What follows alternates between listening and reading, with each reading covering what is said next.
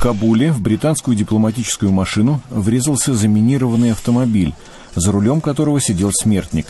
В результате взрыва погибли 5 афганских граждан и британский охранник. Ранены около 33 гражданских лиц, среди них британский военнослужащий. В Кабуле участились случаи терактов, организованных талибами в связи с сокращением контингента международных сил.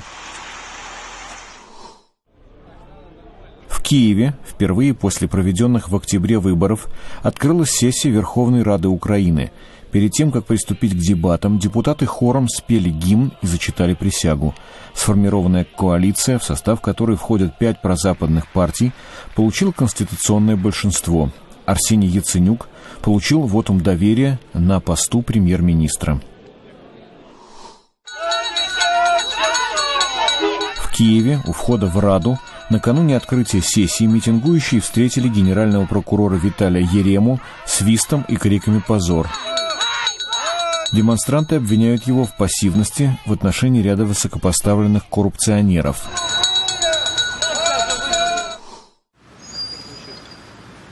Босния. В Сараево президент Международного трибунала по бывшей Югославии Теодор Мерон посетил памятник 1500 детям, убитым во время осады города, которая длилась 43 месяца в 90-е годы прошлого века. Перед возложением венка Мерон встретился с семьями убитых детей. Трибуналу еще предстоит завершить процессы над сербскими лидерами из Боснии, Радованом Караджичем, президентом Республики Сербской во время войны, и Ратком Младичем, начальником штаба войск Республики Сербской.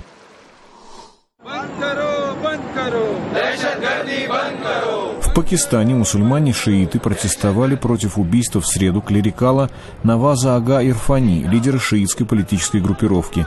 Его застрелили возле дома в Исламабаде. Митингующие в Пешаваре потребовали от правительства привлечь убийц к судебной ответственности.